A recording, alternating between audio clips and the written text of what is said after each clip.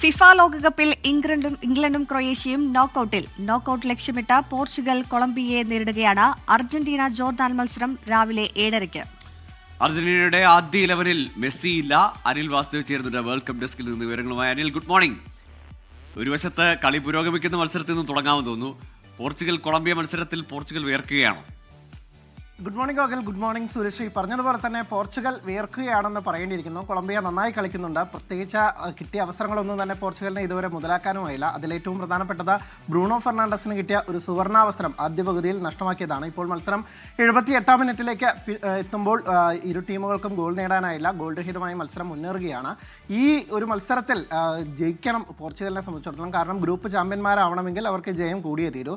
അതല്ലാത്ത പക്ഷം തോൽവിയോ സമനിലയോ എങ്കിൽ അവർ രണ്ടാം സ്ഥാനക്കാരായിട്ട് ആയിരിക്കും അടുത്ത ഘട്ടത്തിലേക്ക് നോക്കൌട്ടിലേക്ക് മുന്നേറുക. അതിൻ്റെ ഒരു പ്രശ്നം എന്ന് പറഞ്ഞാൽ ആ ഒരു പാത്തിലൂടെ പോവുകയാണെങ്കിൽ അർജന്റീനയെ പോലെ ഒരു ടീമിനെയൊക്കെ തന്നെ നേരിടേണ്ടി വരും സ്പെയിനെ പോലെ ഒരു ടീമിനെ റൗണ്ട് ഓഫ് 16-ൽ തന്നെ പ്രീ ക്വാർട്ടറിൽ തന്നെ നേരിടേണ്ട ഒരു അവസ്ഥ വരും എന്നുള്ളതാണ്. രണ്ടാം സ്ഥാനക്കാരായിട്ടാണെങ്കിൽ അപ്പുറത്തെ പാതയിലേക്ക് പോയാലും പ്രശ്നം തന്നെയാണ്. അവിടെ അർജന്റീനയുണ്ട്. പക്ഷേ അത് ക്വാർട്ടറിലെ ഏറ്റുമുട്ടേണ്ടതുള്ളൂ. അതിനു മുമ്പുള്ള 2 മത്സരങ്ങൾ ഏറെക്കുറെ സേഫ് ആണെന്ന് പറയാം. പക്ഷേ ഈ മത്സരം തോൽക്കുകയാണെങ്കിൽ അല്ലെങ്കിൽ സമനിലയിൽ കുരുങ്ങുകയാണെങ്കിൽ പോർച്ചുഗലിന് റൗണ്ട് ഓഫ് 16-ൽ തന്നെ സ്പെയിനെ പോലെ ഒരു മികച്ച ടീമിനെ, ലമീൻ യമാൽ അടങ്ങുന്ന ഒരു വമ്പൻ ടീമിനെ നേരിടേണ്ടി വരുന്നത് കാര്യങ്ങൾ ഒട്ടും സുഖകരമാക്കില്ല. എന്തായാലും മത്സരത്തിൽ ഇനിയും സമയം ബാക്കിയുണ്ട് എന്നുള്ളത് തന്നെയാണ്.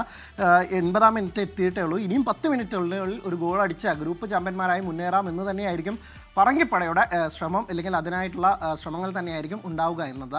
അതേസമയം ഇംഗ്ലണ്ടും ക്രൊയേഷ്യയും നോക്കൌട്ടിലേക്ക് അവസാന 32-ലേക്ക് മുന്നേറി കഴിഞ്ഞു. പാനമയെ എതിരില്ലാത്ത 2 ഗോളിന് തോൽപ്പിച്ചാണ് ഇംഗ്ലണ്ട് നോക്കൌട്ട് ഉറപ്പിച്ചത്.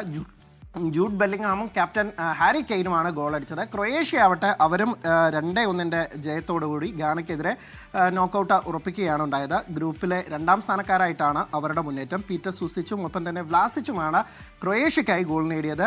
ലുക്കാസനാണ് ഗാനയുടെ ഒരു ആശ്വാസ ഗോൾ കണ്ടെത്തിയത്. അങ്ങനെ ഏറെക്കുറെ റൗണ്ട് ഓഫ് 32-ലെ ടീമുകളുടെ കാര്യത്തിൽ ഏറെക്കുറെ തീരുമാനമായി. ഒരു 30ഓളം ടീമുകളുടെ കാര്യത്തിൽ തീരുമാനമായി. ഇനി 2 ടീമുകളുടെ കാര്യത്തിൽ മാത്രമാണ് തീരുമാനമാവേണ്ടത്. ഇനി നടക്കാൻ വിളിക്കുന്ന മത്സരങ്ങളിലെ കുറിച്ച് അത് തീരുമാനമാകും.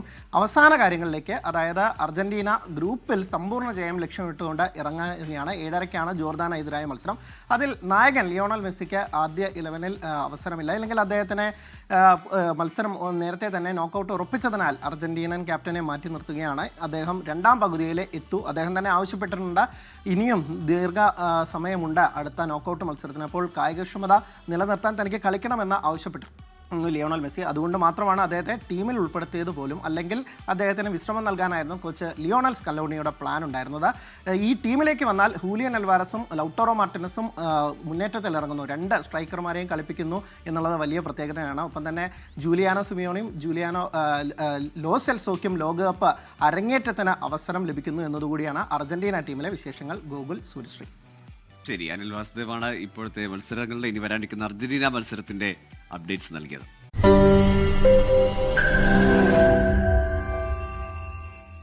ലോകത്തെവിടെയായാലും ഏത് സമയത്തും 24 വാർത്തകളും ഓഗ്മെന്റഡ് റിയാലിറ്റി പാക്കേജുകളും എക്സ്പ്ലെയിനറുകളും വിശദമായി കാണാൻ ഞങ്ങളുടെ യൂട്യൂബ് ചാനൽ നിങ്ങൾക്ക് സബ്സ്ക്രൈബ് ചെയ്യാം.